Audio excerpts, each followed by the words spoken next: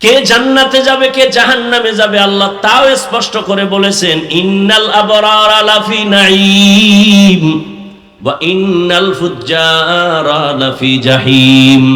নেক আমল যারা করবে তারা জান্নাতের প্রতীক, যারা গুনাহ করবে তারা জাহান্নামের প্রতীক। জান্নাতটা কেমন আরামের ঘর আল্লাহ তাও বয়ান করেছেন, জান্নাতিন তাজরি মিন তাহতিহাল আনহার।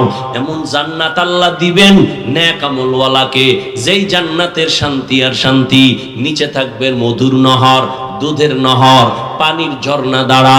এমন জান্নাত বাথরুম নাই, কোনো যুবক যুবতী ছাড়া বুড়া থাকবে না, কোনো কালো মানুষ জান্নাতে থাকবে না। ওখানে আরামে যা চাইবে তা পেয়ে যাবে, শান্তি আর শান্তি। কিন্তু যারা গুনাহগার হইয়া পরকালে রওনা দিবে তওবা না করে, আল্লাহর নবী বলেন, আল্লাহ কোরআনে বলেন তাদের জন্য জাহান্নাম কেমন ভয়ঙ্কর আল্লাহ তাও কোরআনে বয়ান করেছেন। ওয়াইলুল লিকুল্লি হুমাযাতিল লুমাযা আল্লাযী জামাআ মালান ওয়া আদ্দাদা ইয়াহসাবু আন্না মালাহু আখলাদা কাল্লা লা ইউনবাযান্না ফিল হুতামা ওয়া মা আদরাকা মাল হুতামা নারুল্লাহিল মুকাদা। আল্লাহ তাআলা কোরআনের মধ্যে স্পষ্ট বললেন, দুনিয়ার আগুন থেকে জাহান্নামের আগুন কেউ বলেন 3000 গুণ, কেউ 70 গুণ বেশি তাপ হবে। সূর্যটা বিজ্ঞানীরা বলে জমিন থেকে 9,30,00,000 মাইল উপরে সূর্য, পৃথিবীর থেকে 13 লক্ষ গুণ বড় সূর্য। যদিও কাঁচা মিথ্যা কথা, সূর্যটা কত বড় কেউ কাছেও যেতে পারে না, মাপ দেওয়া সম্ভব না। কিন্তু এরপরও যদি ধরে নেই সূর্য দিনের বেলা ছিল গরম, রাতে সূর্য নাই, তারপর এত কেন ঘাম আর গরম? আল্লাহ পাকের কথা, নবীর কথা, কিয়ামতের ময়দান হবে এই মাঠ, এই জমিনটা পুরা জমিন হবে কিয়ামতের মাঠ। আল্লাহ তাআলা সিরিয়ার জমিনে অথবা আরাফাতের ময়দানে বিচারালয় কায়েম করবে, এরকম স্টাইজ থাকবে। আরাফার ময়দান, সিরিয়ার জমিন অথবা বিচারালয় কায়েম করবেন। ময়দান হবে কিয়ামতের মাঠ, সমতল থাকবে, সূর্যটা নিচে নেমে আসবে, মাথার উপরে যখন তাপ দিবে জমিনটা গরমে তামা হয়ে যাবে। এই মাটির জমিন থাকবে না, সূর্যের তাপে জমিনটা মাটি পুড়িয়া তামা হয়ে যাবে। অন্যদিকে জাহান্নামের আওয়াজ, অন্যদিকে আমার আল্লাহ রাগান্বিত আওয়াজ দিবেন, লিমানিল মুলকুল ইয়াউম লিল্লাহিল ওয়াহিদিল কাহ্হার। এরে নবীর উম্মতেরা, আপনার আমার নবী রহমতের নবী। আম্মা জান আয়েশা বলেন, ঘরের মধ্যে নবী গুনগুন করে কান্না করেন। আমি জিজ্ঞাসা করলাম, নবী আপনি কেন কান্না করেন? নবী বলেন, আয়েশা কিয়ামতের ময়দানে ভয়ঙ্কর অবস্থার কথা মনে পড়েছে। আমার উম্মতের উপায় কি হবে? এরে নবীর উম্মতের দল, আমার নবীর কোনো গুনাহ নাই, আছে? নবীজির কোনো গুনাহ নাই। সেই নবী হাসরের ময়দানের ভয়ঙ্কর অবস্থার কথা মনে করে যদি কান্না করতে পারেন, উম্মতের জন্য আপনার আমার কি পরিমাণ কান্না করা দরকার। এমন একজন নবী নাই কাঁদেন নাই, এমন একজন সাহাবী যান নাই যে কান্না করেন নাই। আবু বকর কান্না করেন নামাজে দাঁড়াইয়া, বলার টাইম আমার হাতে নাই। আবু বকর নামাজে কান্না করেন। নবী রাতের বেলা বের হইলেন, কে কান্না করে? নবীর পাশেই তো মসজিদ, হুজরার পাশে। নবী বের হয়ে দেখে আবু বকর দাঁড়ায় দাঁড়ায় কান্না করে। গভীর রাতে নামাজে, নামাজ শেষ, আবু বকর কাঁদলেন কেন? বলে হাসরের মাঠে কেমনে দাঁড়াবো সেই ভয়। আপনি যে বয়ান করছেন, ওমরে ফারুকের কান্নার আওয়াজ। ঈদের দিন সবাই আনন্দ করে, ওমর দরজা লাগায় কান্না করে। আবু হুরায়রা রাদিয়াল্লাহু আনহু বলেন, খলিফাতুল মুসলিমিন কাঁদেন কেন? বলে জাহান্নামের আযাবের ভয়। বলে আপনাদের 10 জনের নামে তো জান্নাতের টিকিট ওপেন করা আছে। ওমর বলে, আবু হুরায়রা, যেই আল্লাহ খুশি হইয়া জান্নাতের টিকিট দিয়েছেন, ওই আল্লাহ যদি কোনো কাজে বেজার হয় টিকিট আবার ক্যান্সেল করে দিতে পারেন। এই ভয়ে কান্না করি। ও আল্লাহর বান্দারা, সমস্ত উলিয়া উলিয়ারা কান্না করে করে কবরে গেলেন। গুনাহ নিয়ে যদি কবরে যাও, আমার নবীও কাঁদেন, সাহাবায়ে কেরাম কাঁদেন, তুমি কেন কাঁদো না? কান্না না আসাটা বরকত মনে করিও না, বরং আল্লাহ তোমার উপরে বেজার। এই কারণে তোমার মোনাজাতে কান্না আসে না। গুনাহ করার কারণে তোমার দিলটা পাথর হয়ে গেল। দুনিয়াতে বাড়ি গাড়ি টাকা পয়সা ক্ষমতা সব পেয়েছো, কিন্তু মরার পরে কিছু অর্জন করা দরকার, কিছু করছনি। মরিয়া গেলে মানুষ দোয়া করবে এমন কোন আমল আসেনি, এমন কোন গুণ তুমি অর্জন করছো কিনা? স্কুলে পড়িয়াও তো সম্ভব, কলেজে পড়িয়াও সম্ভব। তুমি যদি ডাক্তার হইয়া মানুষের সাথে ভালো আচরণ করো, মা বাবার দোয়া নিয়ে চলো, আলেমদের দোয়া নিয়ে চলো, সময় মতো 5 বেলার নামাজ পড়ো, এটাই তোমার মরার পরে দোয়ার কারণ হবে। সবাই দোয়া করবে, মা বাবা দোয়া করবে সন্তানের ব্যবহারে মুগ্ধ, সন্তান বড় আদর্শওয়ালা, চরিত্র বড় ভালো ছিল, খারাপ না। ও যুবক বাবা, আজকে তুমি মোবাইলটা হাতে নিয়ে সারা রাত কবিরা গুনাহ করে করে কাটাইলা, তোমার চরিত্র শেষ, ব্যবহারও নাই, মা বাবাও কষ্ট পায়, তোমার ব্যবহারে আলেমরাও কষ্ট পায়, মুরব্বীরাও কষ্ট পায়। এমন জীবনটা নিয়ে তোমার বেঁচে থাকার সার্থকতা নাই। এখনো সময় আছে, তওবা করে নাও। জীবনে শয়তানের ধোঁকায় পড়ে কত গুনাহ করছো, এখনো যদি তওবা করতে পারো, মনে মনে আল্লাহকে ডাকো আর বলো, হে মালিক, মুসা নবীর মজলিসে ওই জিনাকারের মতো যদি আল্লাহর ডাক দিয়া তওবা করো, আল্লাহ করে মাথা নত করে কাঁদি, আশেপাশের দি বলবে এটা জিনাকার না, উঠতে পারি না, কাঁদতে পারি। এবার কলকটাকে আল্লাহর দিয়ে ফিরাই দিস, দিয়া কয়, আল্লাহ 40 বছর গুনাহ করছি, তুমি জানো, আমার মা বাপ কেউ জানে না। তুমি এতদিন পর্দা দিয়ে আমারে ঢাইকা রাখছো, আজকে ওপেন করবা না? আমি ওয়াদা জীবনে আর করব না, মাফ করে দাও। সাথে সাথে মেঘ ছেয়ে গেল, বৃষ্টি শুরু হয়ে গেল। মুসা নবী কয়, আল্লাহ জিনাকার তো উঠলো না, তুমি কি ওয়াদা খেলাফ করলা? বললা দিবা না, আবার দিলা কেন? জিনাকার তো উঠে নাই। আল্লাহ বলেন, যার কারণে বলছি দিব না, তার কারণেই বৃষ্টি দিয়েছি। বলে কারণ? কয় কারণ বুঝো না, আমি আল্লাহর এক নাম রহমান, তুমি জানো না আমি আল্লাহর এক নাম গফফার? আর রহমান, রহমান হলেন তিনি, আল্লামাল কোরআন, কোরআন শিখাইলেন যিনি, খালাকাল ইনসান, মানুষ সৃষ্টি করলেন যিনি, তিনি হলেন রহমান। মানুষ বানাইলেন, বাস্তবে আগে আল্লাহ মানুষ বানাইছেন, পরে আল্লাহ কোরআন শিক্ষার ব্যবস্থা করেছেন। কিন্তু বলতে গিয়ে আল্লাহ বলেন, আমি মানুষ আগে বানাই নাই, আমি আগে কোরআন শিক্ষা দান করেছি। আল্লাহ উল্টা বলার কারণ মুফাসসিরিনে কেরাম বলেন, এখানে মানুষ বলতে কোন দল এটা বুঝতে হবে। মানুষের জমিনে 3 প্রকার মানুষ আছে। কয় প্রকার? এক দল মানুষ বংশগত মানুষ, আর এক দল মানুষ হলো জন্মগত মানুষ, আর এক দল মানুষ হলো গুণগত মানুষ। বংশগত মানুষ, যার বংশে জন্ম হয়, ওই বংশগত বাপ, বংশগত পিতা, তার সন্তান হলো বংশগত সন্তান।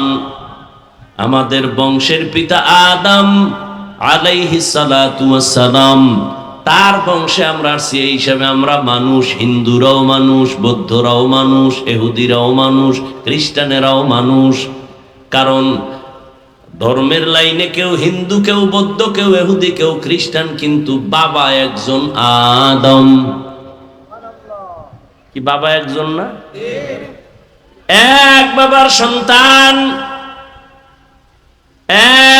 এক মায়ের সন্তান। বংশগত মানুষ আল্লাহর কাছে সফলতা অর্জন করতে পারবে না। মানুষের বংশে জন্ম হলেই তার মুক্তি হবে না। যদি হয় তাহলে হিন্দুরাও মুক্তি পাবে, ইহুদিও পাবে। কয় না না, বাবার 5 সন্তান, ওই সন্তান বাবার দোয়া পায়। যেই সন্তান বাবার কথা মতো চলে, ঠিক না? যে কথা মতো চলবে না, ওই সন্তান বাবার কিছুই পাবে না। ইহুদি ও আদম নবীর সন্তান, খ্রিস্টানও সন্তান, বৌদ্ধ হিন্দু আমরাও সন্তান। কিন্তু আদমের যেই হুকুম ছিল আল্লাহর বিধান জমিনে পালন করবে মানুষ, যারা মানছে এখনো মানে তারা কামিয়াব হবে, যারা মানে না তারা আল্লাহর জান্নাত পাবে না। বংশগত মানুষ হলেই নাজাত পাওয়া যাবে না। দ্বিতীয় মানুষ হলো জন্মগত মানুষ। আমার আব্বা জানের ঔরসে আমার জন্ম, আমি জন্মের মানুষ। আমার জন্মগত বাবা আদম নাকি আর একজন? বুঝেন নাই? আদম নবী জন্মগত বাবা না বংশগত বাবা? আরে বলেন না কেন? দুনিয়ার আউলা জাউলা বাবা চিনলেন, আসল বাবারে চিনেন না। না, একজনে লাল কাপড় ফেসায় বয়ে রয়েছে, হে আপনার বাবা। আছে না নাই? আসল বাপ চিনেন। আসল বাবা বংশগত একজন আদম, তিনি মানুষের বংশের প্রথম। আদম আলাইহিস সালাম জন্মগত বাবা। আপনার বাবা যিনি, তিনি জন্মগত পিতা, আপনি তার জন্মগত সন্তান। আল্লাহর কাছে জন্মের পরিচয়, নাজাতের কোনো রাস্তা খোলা নাই। আর একদল মানুষ হলো গুণের মানুষ, গুণগত মানুষ। বংশগত মানুষের দাম নাই, জন্মগত মানুষের মূল্য নাই, একমাত্র গুণগত মানুষের দাম আল্লাহর কাছে। কোন মানুষের দাম? এবার বুঝেন গুণের মানুষ কাকে বলে, ভালো করে বুঝার চেষ্টা করেন। যে কোনো জিনিস, যে কোনো বস্তু যেই কাজের জন্য সৃষ্টি করে বানায়, ওই কাজটা হলো ওই বস্তুটার মূল গুণ। মাইকওয়ালা মাইক বানাইছে কেন? আওয়াজ দেওয়ার জন্য নাকি না দেওয়ার জন্য?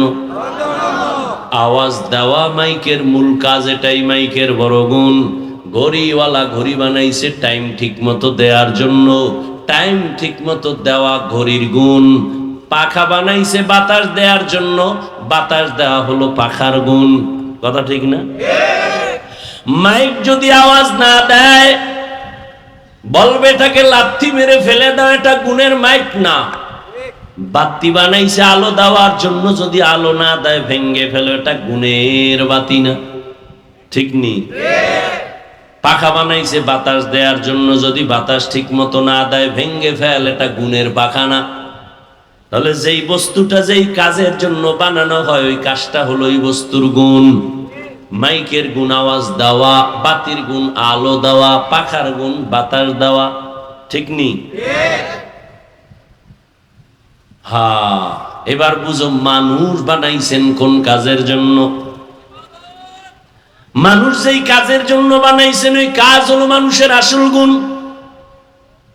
আল্লাহ কোরআনের এক আয়াতে বলেন, মা খালাকতুল জিন্না ওয়াল ইনসা ইল্লা লিয়াবুদুন।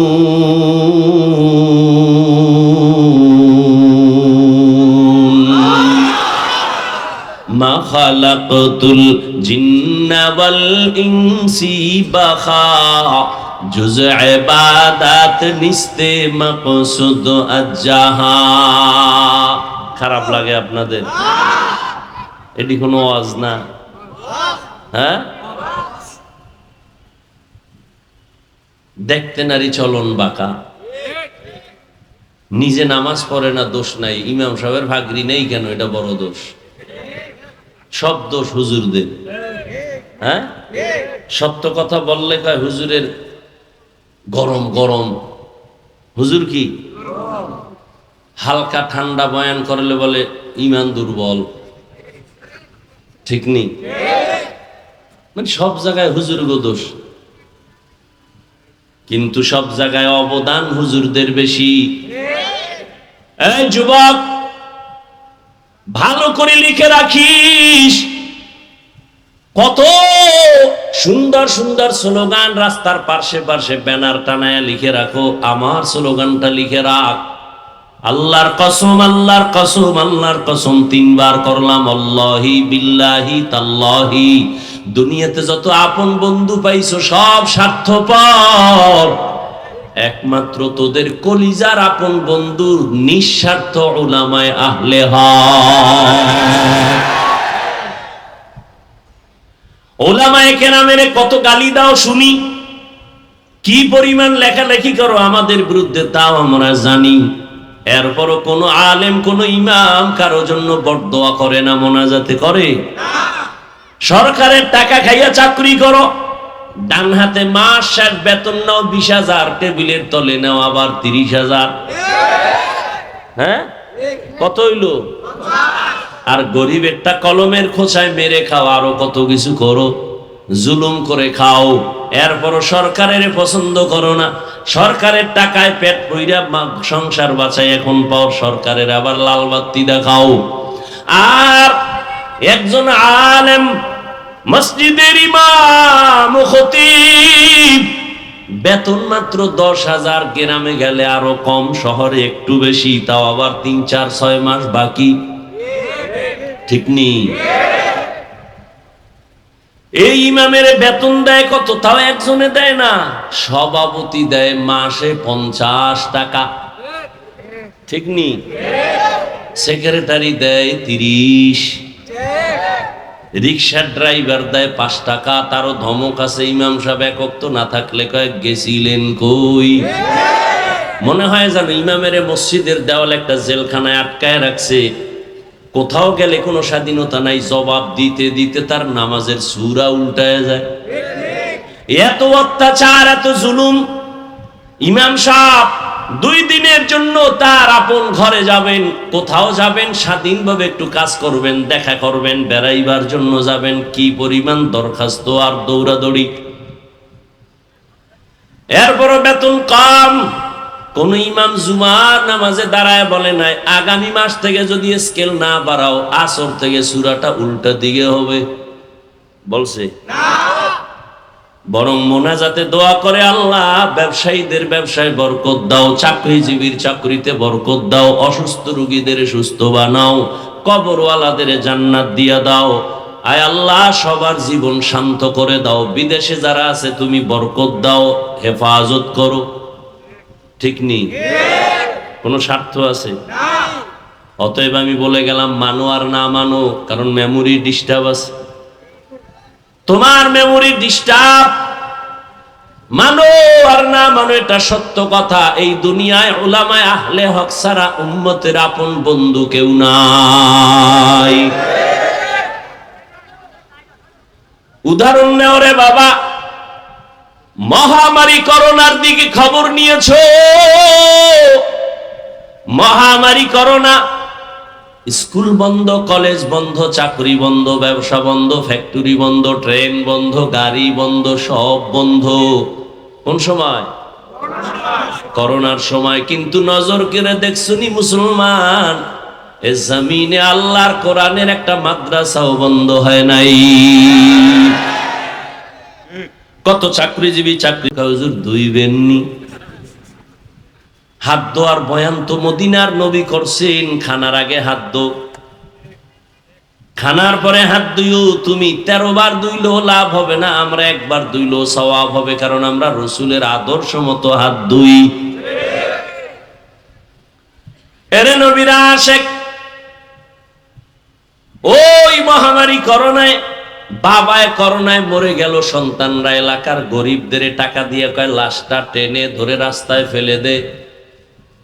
রাস্তায় বাবার লাশ ফালায় জানালা দরওয়াজা আটকায় দিল। একবার ওই কুলাঙ্গার সন্তান নজর করে তাকায় নেয়, বাবার লাশটা কুত্তায় খাইলো নাকি জানাজা হলো। ইতিহাস ভুলে যাস না রে যুবক। রহমতের নবী 1500 বছর আগে গর্ব করেছেন, বুড়ারা আমি মুহাম্মদের বিরোধিতা করেছে, যুবকেরা আমি মুহাম্মদের উপকার করেছে। ও যুবক, তুমি কি উপকার করছো মদিনার? দাড়ি রাখতে পারো নাই, যদি তুমি একজন দাড়িওয়ালাকে সাহস দিতি, এ যুবক আমি দাড়ি রাখতে পারি না, দরকার নবীর আদর্শ মতো, কিন্তু পারি না, দোয়া করিস, তুই রাখছো আলহামদুলিল্লাহ। কিন্তু কপালটা যদি তোর এমন হয়, নিজেও দাড়ি রাখো না, একজন যুবক বয়ান শুনে দাড়ি রাখার পরে কয় বিয়ে করছনি, কয় না এত তাড়াতাড়ি বুজুর্গ হয়ে গেলি। এরকম কপাল ভরা আছে না নাই? জীবনে ওয়াজ তো কম শুনছো না, কম জানো না। একটা ওয়াজ আজকে থেকে ওয়াদা করে নিয়ে এক ওয়াজ জীবনে পারলে কারো নেক আমল করব, উপকার করব, না পারলে চুপ থাকবো, কখনো কারো ক্ষতি করব না।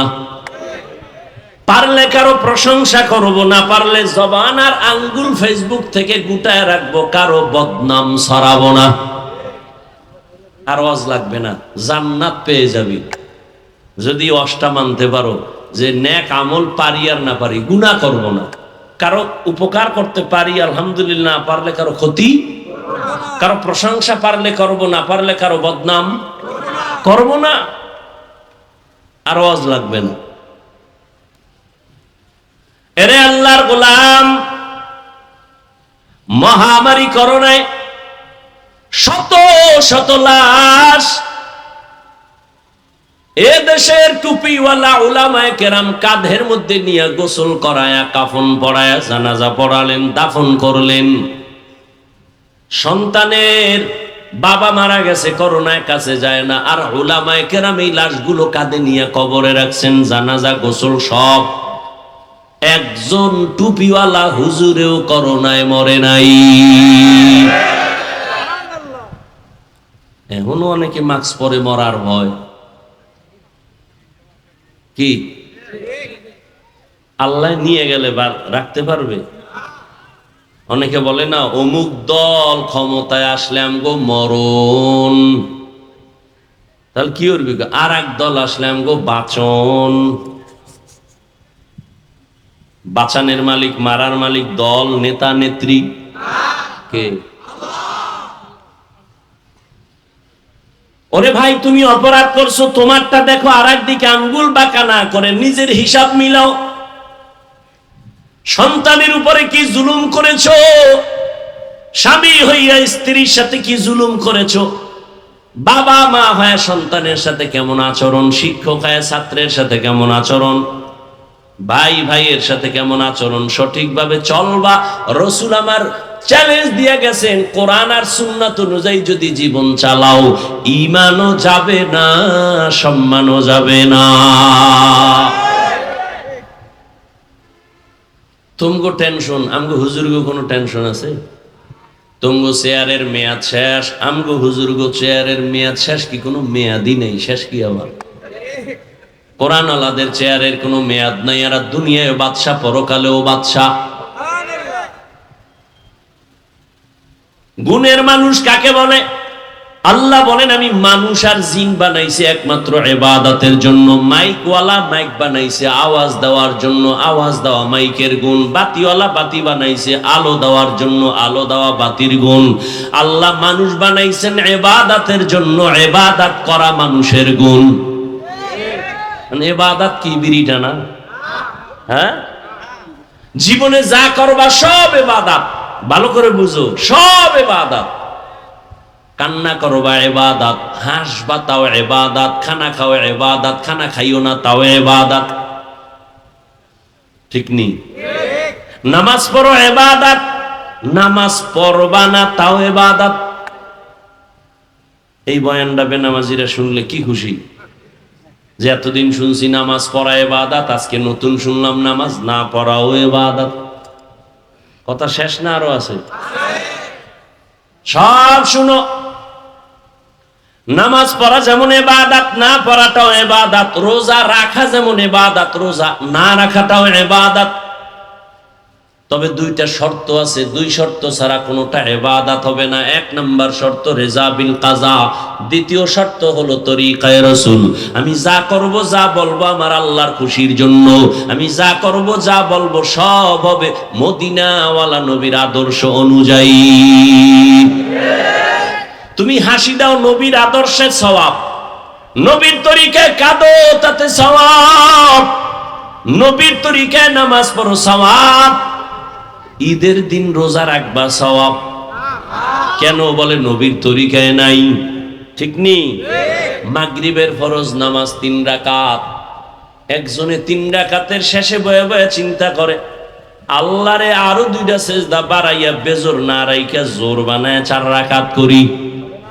হবে? কেন হবে না? সে তো নামাজই পড়ছে, আল্লাহকেই সেজদা দিছে, আর কাউকে দেয় নাই, তারপরও কেন হবে না? বলে একটা আছে আর একটা নাই। নবীজির তরিকা নাই। নবীর তরিকা নাই তো নামাজ ইবাদত হবে না। নবীর তরিকা বাদ দিয়া রোজা রাখবা ইবাদত হবে না। আর নবীর তরিকা ঠিক রাইখা বিবাহ করবা ইবাদত, ব্যবসা করবা ইবাদত, ডাক্তার হও ইবাদত, ইঞ্জিনিয়ার হও ইবাদত। নবীর তরিকা মেনে তুমি কলেজে পড়ো ইবাদত, ভার্সিটিতে পড়ো ইবাদত, তুমি মানুষকে দুশ্মন মনে করো ইবাদত, আপন মনে করো ইবাদত, সব হবে আল্লাহর সন্তুষ্টির জন্য মদিনাওয়ালা নবীর তরিকায়। একজনে প্রশ্ন করবা, আমি স্কুলে পড়লেও কি ইবাদত, আমি ডাক্তারি পড়লেও কি ইবাদত? হ্যাঁ, তুমি যদি আমার নবীর তরিকা মতে পড়ো। বলে কেমন? কয় ক্লাস চলবে, নামাজের টাইমে নামাজও চলবে, মা বাবার সাথে বেয়াদবি হবে না, শিক্ষকের সাথে বেয়াদবি করবা না, 5 বেলার নামাজ ঠিক মতো আদায় করবা। ডাক্তার হওয়ার মহা উদ্দেশ্য হলো বেঈমানরা মুসলমানের চিরন্তন দুশ্মন। ওরা যদি চিৎকার দিয়া কয় আমাদের ভারতের ভিসা বন্ধ, চিকিৎসা বন্ধ, ঔষধ সরবরাহ করা বন্ধ, মুসলমান ডাক্তার দাঁড়াইয়া বেঈমানের মুখে থুথু নিক্ষেপ করে বলে দিবি, বেঈমানের বাচ্চারা, তোদের ঔষধ লাগবে না, তোদের ডাক্তার লাগবে না, ইনশাআল্লাহ আমাদের মুসলমানের জন্য আমরা মুসলমান ডাক্তারেরাই যথেষ্ট। এরকম মুসলমান ডাক্তার ডাক্তারি হইরা 5 বেলার নামাজ পড়ে আসেনি?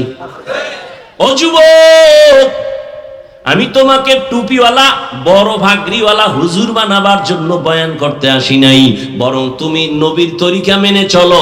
তুমি আমার ভাই, তুমি আল্লাহর মোহাব্বত নিয়ে, নবীর মোহাব্বত নিয়ে চলো। ও আল্লাহর বান্দারা, তুমিও নবীর উম্মত, আমিও নবীর উম্মত। তোমাকে এত বয়ান করে বুঝাইতে হবে কেন? হিন্দুদের বুঝানোর দরকার, খ্রিস্টানদের বুঝানোর দরকার, ইহুদিকে বুঝাইয়া বয়ান করা দরকার। তুমি তো আল্লাহ মানো, নবী মানো, কোরআন মানো, হাদিস মানো, তোমার এত কষ্ট হবে কেন বুঝাইতে? দাড়ি রাখার জন্য তোমাকে বয়ান করা লাগবে কেন? পর্দা করার জন্য তোমাকে বয়ান দিতে হবে কেন? হালাল খানার জন্য তোমাকে বয়ান দিতে হবে কেন? এর একমাত্র কারণ তোমার অন্তরে আল্লাহর আযাবের ভয় নাই। আর আল্লাহর আযাবের ভয় আসবে না যতদিন পর্যন্ত একজন আল্লাহর খাঁটি বান্দার অনুসরণ না করবা, মুরব্বি না মানবা। যেই উম্মত তার নবীকে মুরব্বি মানে না, ওই উম্মত দুনিয়াও ধ্বংস, পরকালও ধ্বংস। যেই উম্মতেরা উলামায়ে কেরামকে মুরব্বি হিসাবে মানতে চায় না, ওরা দুনিয়াতেও বরবাদ, ওদের আখিরাতেও বরবাদ। এই যে যত বেয়াদবিমূলক কথা বলে, যত বেয়াদবিমূলক ফেসবুকে লেখে, সবগুলো খুঁজা দেখেন, এটির একটারও মুরব্বি নাই, সবগুলো বেয়াদব। খবর নিয়ে দেখেন, একদম মুরব্বি মানে না। মুরব্বি যদি মানতো তো লাগাম টেনে ধরতো। রাস্তায় কুত্তা ঘুরে, একটারও দাম নাই। মালিকের শিকল যেই কুত্তার গলায় লাগানো, কুকুরের মূল্য আছে। কথা ঠিক না? আকাশে পাখি উড়তেছে কোটি কোটি, কোনো দাম নাই। খাঁচায় আটকানো পাখির দাম। তুমি বেপরোয়া জীবন চালাও, তোমার কোনো মূল্য নাই। কিন্তু তুমি যদি মালিকের কালেমার রশি লাগায়া আল্লাহর প্রিয় বান্দাদের পরামর্শে চলো, তখন কথা বলার ব্যালেন্স ফিরে আসবে, কদম দেওয়ার ব্যালেন্স ফিরে আসবে। তুমি যদি উল্টা চলো, পেছন থেকে টেনে ধরবে হুজুর, মুরব্বি। খবরদার শিক্ষকের সাথে বেয়াদবি করবা না, খবরদার মা বাবার সাথে খারাপ আচরণ করবা না, খবরদার কোনো মুরব্বির সাথে খারাপ আচরণ করবা না। ভাইরা আমার, এই আমি কি আসমান দিয়েছিনি? ও যুবকরা বল, আমি তো তোর মতো একটাই সন্তান, আমি তোমার মতোই তো ছিলাম না? আর একেবারে বড় কিছু হয়ে গেছি, বয়স মুরব্বি, তাও তো না। কি এই গরমের ভেতরে টুপি মাথায় রাখা কত কঠিন, তোমার থেকে মোটেও কম বুঝি না। দাড়ি রাখলে যৌবনের ভাব চলে যায়, কম বুঝি না। লম্বা জামাটা পরার কারণে শরীরটা গরম লাগে, কম বুঝি না। আমি যদি চিন্তা করিয়া তোমার মতো প্যান্ট শার্ট টাই লাগায়া দাড়ি কাইটা রাস্তায় মাস্তানি ভাব নিয়ে চলতাম, কেউ আমাকে বাধা দিত না। বরং এই টুপির কারণে কত মানুষ বাজে কথা কয়। যার টুপি নাই এরে কয় না, আমি 5 কুল্লি দিছি আমারে কয়। যার টুপি নাই এরে কয় না। যার দাড়ি নাই তারে কিছু বলে না। যার দাঁড়িয়ে আছে তাদেরকে দাড়িওয়ালা বলে, কত পাগল পাগল কথা বলে, এই জামা দেখে কত বাজে কথা বলে, হুজুরেরা জামার কাপড়ের দাম বাড়ায় দিছে বেশি, আরো কত কথা জীবনে শুনলাম। মাদ্রাসায় পড়ছি, কওমি মাদ্রাসায়, খেলাফতের লাইনে, সিয়াসাতের লাইনে, তাসকিয়ায়ে নফসের লাইনে, তরিকাতের লাইনে দেওবন্দীদের সর্বোচ্চ অবদান। বাতিলের বিরুদ্ধে যত আন্দোলন, সেখানেও কওমিদের বড় অবদান। যারা অস্বীকার করবে তারা বর্তমান দুনিয়াতে নিকৃষ্ট তাজা মুনাফিক। এর যুবক, কিন্তু বাংলাদেশটারও গুছাইয়ে আনতে 1 ঘন্টার বেশি লাগে না। লাগে? যেমন আমার ছাত্র জনতা এক হয়ে গেল, মুরব্বীদের পরামর্শে চলছে, তো সফলতা চলে আসছে। কথা কয় না? মুরব্বী সারা চলছে ওরা? ওগো পরামর্শ কেউ দেয় নাই? পরামর্শ নিয়ে যখন চলছে একটা সফলতায় চলে আসছে। আমাদের দেশে আলেম কম না বেশি? মাদ্রাসা কম না বেশি? মুরব্বীদের মাথা হাতে নিজেকে যখন কন্ট্রোল না করবে যতদিন পর্যন্ত, ততদিন ঐক্যের আওয়াজ চলবে, সমাধানে আসবে না। ভাইরা আমার, বড় কঠিন। ও যুবক, আমিও যদি তোমার লাইনে চলতাম পারতাম, কেন চলি না? কারণ আমি টুপিদারির কারণে সরকার আমারে গোপনে টাকা দেয়। দেয়? আলাদা বেতন দেয়? দেয় না। মসজিদে আমার জন্য বিশাল কিছু দেয়? তাও দেয় না। তাহলে কারণটা কি? একমাত্র কারণ, আল্লাহর কোরআন পড়লাম, পয়গম্বরের হাদিস পড়লাম, একটা কথাও মিথ্যা, কোনো ভুল, কোনো সন্দেহ নাই। সন্দেহ আছে কিনা অপচেষ্টা করেছে পৃথিবীর বড় বড় বেঈমানেরা, পায় নাই একটা সন্দেহ, বরং অনেক বিধর্মী কালেমা পড়ে মুসলমান হয়ে গেল। ও যুবক, আল্লাহর গোলাম, তুমি যেই আল্লাহ মানো আমিও সে আল্লাহ মানি। তোমার আল্লাহ আমার আল্লাহ এক না দুই? সবাই একমত? তোমার নবী আমার নবী, তোমার কোরআন আমার কোরআন, তোমার কাবা আমার কাবা, তোমার ধর্ম আমার ধর্ম, তোমার কালেমা আমার কালেমা। তুমি আমি দুনিয়াতে আসছি, এক বিদায় বেলা কাফন হবে 3টা, কালার হবে আলাদা। হুজুরদের কালার একরকম, তোমার কাফনের কালার একরকম। কোটিপতি মারা গেলে কাফন একটা সম্মানের কারণে বাড়ায় দিবে, 3টার থেকে 4টা দিবে। গরিব রিক্সার ড্রাইভার মরে গেলে গরিব হওয়ার কারণে একটা কাফন কমায় দিবে। সবার কাফনের কালার এক, কবরের সাইজও হবে এক, প্রশ্ন হবে 3টা, তাও এক। রবের পরিচয় দাও, ধর্মের পরিচয় দাও, রহমাতুল লিল আলামিনের পরিচয় দাও। এই 3টা প্রশ্ন আমাকে আপনাকে সবাইকেই করা হবে। ও আল্লাহর বান্দারা, আল্লাহর কোরআন সত্য। যুবকেরা বলো, ওই কোরআনে জান্নাতের বয়ান আসেনি? আছে?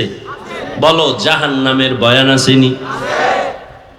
কে জান্নাতে যাবে কে জাহান্নামে যাবে আল্লাহ তাও স্পষ্ট করে বলেছেন, ইন্নাল আবরারা লাফি নাঈম ওয়া ইন্নাল ফুজ্জারা লাফি জাহিম। নেক আমল যারা করবে তারা জান্নাতের প্রতীক, যারা গুনাহ করবে তারা জাহান্নামের প্রতীক। জান্নাতটা কেমন আরামের ঘর আল্লাহ তাও বয়ান করেছেন, জান্নাতিন তাজরি মিন তাহতিহাল আনহার। এমন জান্নাত আল্লাহ দিবেন নেক আমলওয়ালাকে, যেই জান্নাতের শান্তি আর শান্তি, নিচে থাকবে মধুর নহর, দুধের নহর, পানির ঝর্ণা দ্বারা। এমন জান্নাত বাথরুম নাই, কোনো যুবক যুবতী ছাড়া বুড়া থাকবে না, কোনো কালো মানুষ জান্নাতে থাকবে না। ওখানে আরামে যা চাইবে তা পেয়ে যাবে, শান্তি আর শান্তি। কিন্তু যারা গুনাহগার হইয়া পরকালে রওনা দিবে তওবা না করে, আল্লাহর নবী বলেন, আল্লাহ কোরআনে বলেন, তাদের জন্য জাহান্নাম কেমন ভয়ঙ্কর আল্লাহ তাও কোরআনে বয়ান করেছেন।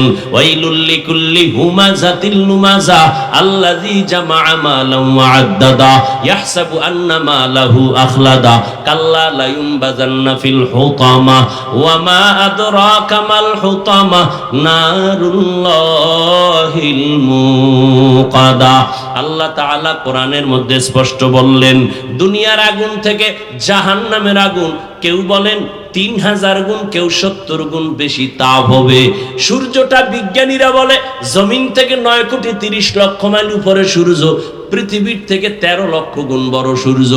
যদিও কাঁচা মিথ্যা কথা, সূর্যটা কত বড় কেউ কাছেও যেতে পারে না, মাপ দেওয়া সম্ভব না। কিন্তু এরপরও যদি ধরে নেই সূর্য দিনের বেলা ছিল গরম, রাতে সূর্য নাই, তারপর এত কেন ঘাম আর গরম? আল্লাহ পাকের কথা, নবীর কথা, কিয়ামতের ময়দান হবে এই মাঠ, এই জমিনটা পুরা জমিন হবে কিয়ামতের মাঠ। আল্লাহ তাআলা সিরিয়ার জমিনে অথবা আরাফাতের ময়দানে বিচারালয় কায়েম করবে, এরকম স্টেজ থাকবে। আরাফার ময়দান, সিরিয়ার জমিন অথবা বিচারালয় কায়েম করবেন। ময়দান হবে কিয়ামতের মাঠ, সমতল থাকবে, সূর্যটা নিচে নেমে আসবে, মাথার উপরে যখন তাপ দিবে জমিনটা গরমে তামা হয়ে যাবে। এই মাটির জমিন থাকবে না, সূর্যের তাপে জমিনটা মাটি পুড়িয়া তামা হয়ে যাবে। অন্যদিকে জাহান্নামের আওয়াজ, অন্যদিকে আমার আল্লাহ রাগান্বিত আওয়াজ দিবেন, লিমানিল মুলকুল ইয়াউম লিল্লাহিল ওয়াহিদিল কাহ্হার। এরে নবীর উম্মতেরা, আপনার আমার নবী রহমতের নবী। আম্মা জান আয়েশা বলেন, ঘরের মধ্যে নবী গুনগুন করে কান্না করেন। আমি জিজ্ঞাসা করলাম, নবী আপনি কেন কান্না করেন? নবী বলেন, আয়েশা, কিয়ামতের ময়দানে ভয়ঙ্কর অবস্থার কথা মনে পড়েছে। আমার উম্মতের উপায় কি হবে? এরে নবীর উম্মতের দল, আমার নবীর কোনো গুনাহ নাই, আছে? নবীজির কোনো গুনাহ নাই। সেই নবী হাসরের ময়দানের ভয়ঙ্কর অবস্থার কথা মনে করে যদি কান্না করতে পারেন, উম্মতের জন্য আপনার আমার কি পরিমাণ কান্না করা দরকার? এমন একজন নবী নাই কাঁদেন নাই, এমন একজন সাহাবী যান নাই যে কান্না করেন নাই। আবু বকর কান্না করেন নামাজে দাঁড়াইয়া, বলার টাইম আমার হাতে নাই।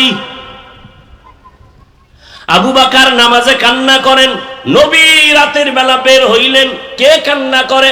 নবীর পাশেই তো মসজিদ, হুজরার পাশে। নবী বের হয়ে দেখে আবু বকর দাঁড়ায় দাঁড়ায় কান্না করে। গভীর রাতে নামাজে, নামাজ শেষ, আবু বকর কাঁদলেন কেন? বলে হাসরের মাঠে কেমনে দাঁড়াবো সেই ভয়। আপনি যে বয়ান করছেন, ওমরে ফারুকের কান্নার আওয়াজ। ঈদের দিন সবাই আনন্দ করে, ওমর দরজা লাগায় কান্না করে। আবু হুরায়রা রাদিয়াল্লাহু আনহু বলেন, খলিফাতুল মুসলিমিন কাঁদেন কেন? বলে জাহান্নামের আযাবের ভয়। বলে আপনাদের 10 জনের নামে তো জান্নাতের টিকিট ওপেন করা আছে। ওমর বলে, আবু হুরায়রা, যেই আল্লাহ খুশি হইয়া জান্নাতের টিকিট দিয়েছেন, ওই আল্লাহ যদি কোনো কাজে বেজার হয় টিকিট আবার ক্যান্সেল করে দিতে পারেন। এই ভয়ে কান্না করি। ও আল্লাহর বান্দারা, সমস্ত উলিয়া উলিয়ারা কান্না করে করে কবরে গেলেন। গুনাহ নিয়ে যদি কবরে যাও, আমার নবীও কাঁদেন, সাহাবায়ে কেরাম কাঁদেন, তুমি কেন কাঁদো না? কান্না না আসাটা বরকত মনে করিও না, বরং আল্লাহ তোমার উপরে বেজার। এই কারণে তোমার মোনাজাতে কান্না আসে না। গুনাহ করার কারণে তোমার দিলটা পাথর হয়ে গেল। দুনিয়াতে বাড়ি গাড়ি টাকা পয়সা ক্ষমতা সব পেয়েছো, কিন্তু মরার পরে কিছু অর্জন করা দরকার, কিছু করছনি। মরিয়া গেলে মানুষ দোয়া করবে এমন কোনো আমল আসেনি, এমন কোনো গুণ তুমি অর্জন করছো কিনা? স্কুলে পড়িয়াও তো সম্ভব, কলেজে পড়িয়াও সম্ভব। তুমি যদি ডাক্তার হইয়া মানুষের সাথে ভালো আচরণ করো, মা বাবার দোয়া নিয়ে চলো, আলেমদের দোয়া নিয়ে চলো, সময় মতো 5 বেলার নামাজ পড়ো, এটাই তোমার মরার পরে দোয়ার কারণ হবে। সবাই দোয়া করবে, মা বাবা দোয়া করবে, সন্তানের ব্যবহারে মুগ্ধ, সন্তান বড় আদর্শওয়ালা, চরিত্র বড় ভালো ছিল, খারাপ না। ও যুবক বাবা, আজকে তুমি মোবাইলটা হাতে নিয়ে সারা রাত কবিরা গুনাহ করে করে কাটাইলা, তোমার চরিত্র শেষ, ব্যবহারও নাই, মা বাবাও কষ্ট পায়, তোমার ব্যবহারে আলেমরাও কষ্ট পায়, মুরব্বীরাও কষ্ট পায়। এমন জীবনটা নিয়ে তোমার বেঁচে থাকার সার্থকতা নাই। এখনো সময় আছে, তওবা করে নাও। জীবনে শয়তানের ধোঁকায় পড়ে কত গুনাহ করছো, এখনো যদি তওবা করতে পারো, মনে মনে আল্লাহকে ডাকো আর বলো, হে মালিক, মুসা নবীর মজলিসে ওই জিনাকারের মতো যদি আল্লাহর ডাক দিয়া তওবা করো। আল্লাহ, জীবনে তো গুনাহ কম করি নাই, জীবনে নামাজ কম সারি নাই, বেপরদায় কম চলি নাই, অথচ আমি কেন পারি না? আমার মতো কত যুবক রাস্তায় গাড়ি চালায়, জেনারেল লাইনে পড়ুয়া, নামাজ পড়ে, আমি কেন পারি না? আমার মতো যুবক স্কুল কলেজে পড়ে, নামাজ ছাড়ে না, আমি কেন পারবো না? আজকে থেকে তওবা করে নাও, মনে মনে আমার আল্লাহকে বলো, আল্লাহ আজকে থেকে নামাজ ছাড়বো না, বেপরদায় চলবো না, মা বাবারে কষ্ট দিব না, নবীর তরিকা মেনে চলবো, নবীর মোহাব্বত নিয়া, উলামায়ে কেরামের পরামর্শ নিয়ে চলবো। আল্লাহ পাকের কাছে যদি তওবার খাঁটি নিয়ত হয়, মুনাফিকি না থাকে, খাঁটি তওবার নিয়তে দুটো হাত আমার আল্লাহকে দেখায় দাও। আয় আল্লাহ, হাতগুলো কবুল করে নেন, তওবা কবুল করে নেন, তওবার উপরে মজবুত হইয়া চলার মতো তৌফিক দান করেন। আলহামদুলিল্লাহি রাব্বিল আলামিন, ওয়াসসালাতু ওয়াসসালামু আলা সাইয়্যিদিল আমবিয়া ওয়াল মুরসালিন ওয়া আলা আলিহি ওয়া আসহাবিহি আজমাইন।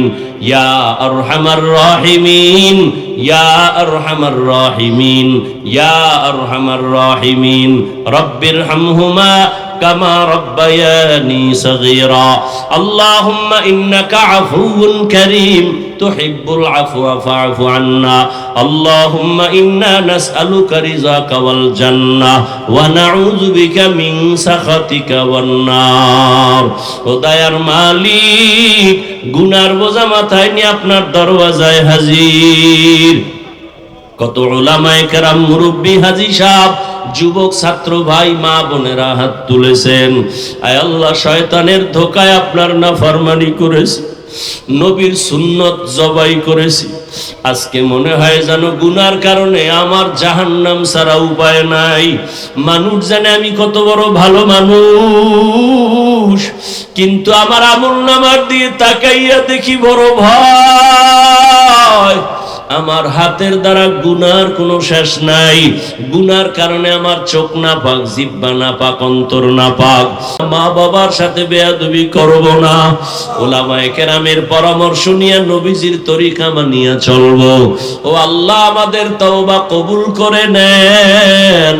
আয় আল্লাহ, সবার জীবনের গুনাহগুলো মাফ করে দেন, মাহফিল কবুল করে নেন, আয়োজনকারী সহযোগিতাকারীদের কবুল করে নেন, এলাকায় শান্তি দান করেন, সুন্নাতওয়ালা জিন্দেগি আমাদের দান করেন। আপনার খাস ওলিদের বন্ধু বানায় দেন, উলামায়ে আহলে হকের বিজয় দান করেন, বাতিলের মোকাবেলায় বিজয় দান করেন। আয় আল্লাহ, মা